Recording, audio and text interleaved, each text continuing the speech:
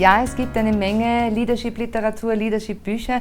Wir sind hier an der Executive Academy, Wirtschaftsuniversität Wien, mit Susanna Wieseneder, Personal Counselor, die internationale Führungskräfte, international tätige Unternehmen, High Potentials auf ihrem Leadership-Weg berät und ein ganz spezielles Leadership-Buch geschrieben hat. Ich zeige es mal her, das Leadership-Alphabet. Es handelt sich um Buchstaben in Buchform, die sehr viel mit Leadership zu tun haben. Es sind auch noch ein paar Sonderzeichen enthalten. Ich habe das Gefühl, dass dieses Buch nicht nur für heute, sondern auch für das Morgen geschrieben ist und fragt die Autorin an dieser Stelle, Susanna, Leadership-Alphabet. Was kann das Buch, was will das Buch? Das Buch ist eine Zusammenfassung von Leadership-Qualitäten, die uns von heute ins Morgen bringen.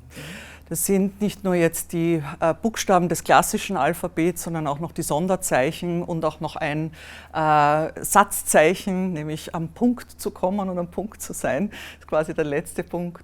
Das heißt, das umfasst es. Es umfasst eben diese 30 Qualitäten, die wir für Führungskräfte oder die Führungskräfte jetzt in dieser Zeit benötigen. Frage an unsere Gastgeberin Helga Patter-Drechsler. Haltegriffe, Orientierung für Führungskräfte ist ein Dauerbrenner, oder? Das ist ein Dauerbrenner und ich erlebe es so, dass Führungskräfte, Unternehmen, Organisationen immer auf der Suche sind, ne? Welche Tools, welche Unterstützung bekomme ich denn vielleicht aus der Literatur, aus den Tools, aus den Werkzeugkoffern, die es so gibt. Für uns ist es das Periodensystem, auch wir arbeiten mit den Qualitäten, das ergänzt sich sehr schön zum Buch oder haben wir unabhängig voneinander gefunden. Und Qualitäten sind etwas, was besonders Führungskräfte unterstützen, was sie auch brauchen. Und da gibt es eine Vielzahl an dieser Qualitäten. Du hast das Buch gelesen, ich habe es auch gelesen. Ich habe es von vorne nach hinten gelesen, Susanne, aber das muss ja gar nicht sein, oder? Nein, also das Buch ist meine Hoffnung oder mein Anliegen, mein Inneres ist es, dass es eine Art Begleiter sein wird für diesen Weg, den wir alle vor uns haben und man immer wieder hineinschauen kann. Es referenzieren sich auch die Buchstaben, das heißt also, das ist der Komplexität des Lebens oder des Leaderships geschuldet, dass das eine mit dem anderen immer wieder zusammenhängt und somit ist es quasi ein 3D-Modell. Wie kann ich denn diese Führung, die wir jetzt brauchen in Zukunft, einfach unterstützen? Eine persönliche Frage an die Autorin. Gibt es Lieblingsbuchstaben von dir? Ja, also immer, ja, also natürlich, das ist es. Einer meiner Lieblingsbuchstaben ist das J, das Jonglieren.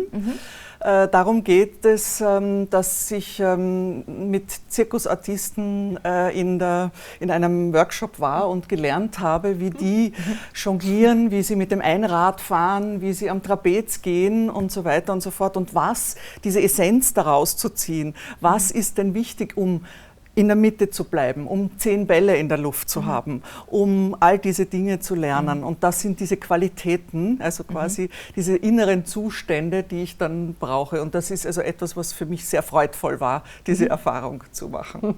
Wie viele Bälle hast du denn in der Luft gefühlt, Helga? Aktuell 10, hat die Susanne gesagt. Ja, 10, 15, jeden Tag kommen neue dazu. Manche fallen auch runter, das ist auch in Ordnung. Dessen muss man sich auch bewusst sein, dass nicht alles in der Luft gehalten werden kann. Aber es fühlt sich an wie ein Jonglieren, also finde ich gut gewählt.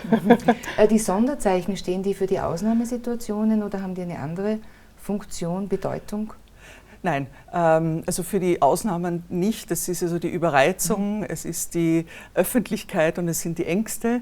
Sicherlich Qualitäten, die uns gerade jetzt auch sehr betroffen machen. Diese Überreizung von vielen Zoom-Konferenzen oder Videokonferenzen. Also eine andere Form von Überreizung, als wir es vielleicht noch vor ein paar Monaten hatten. Die Ängste, die uns jetzt begleiten, was tue ich damit, wie gehe ich damit um? Und die Öffentlichkeit im Sinne von, was bedeutet es als junge Führungskraft oder als Leader in der Öffentlichkeit zu stehen und gerade in diesen Zeiten. Wir haben 2 Termini, die jetzt sehr gerne verwendet werden. Das eine ist New Normal und das andere ist New Leadership. Wie seht ihr denn das? Gibt es eins von den beiden? Gibt es beide? Oder sind es Wortkreationen? ein bisschen Wortkreationen. Ich erlebe es in meiner Führungspraxis und auch in der Arbeit mit Führungskräften, dass sowieso jeder Tag was Neues mit sich bringt. Vielleicht jetzt durch die Krise natürlich auch nochmal angeheizter. Aber Leadership heißt immer, sich zu verändern, sich zu hinterfragen, zu reflektieren.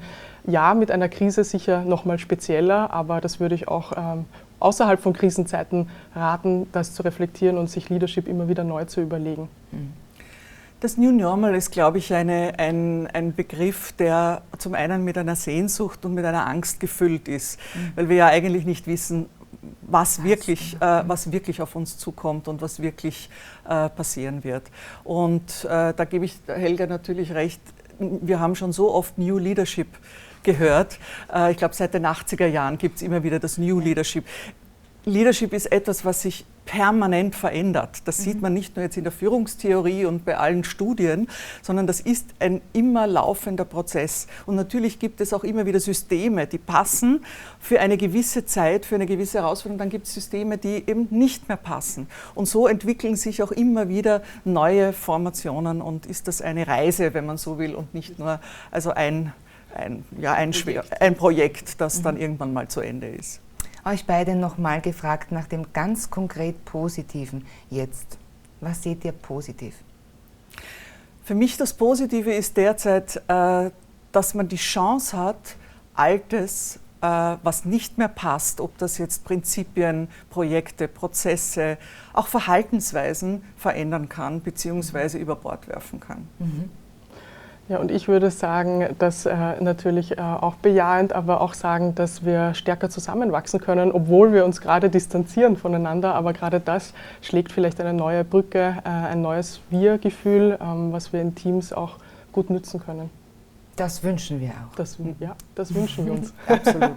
Helga Patter-Drechsler, vielen Dank, unserer Gastgeberin, WU Executive Academy, Susanna Wiesene, der Personal Counselor, vielen Dank. Mein Name ist Karin Bauer, der Standard.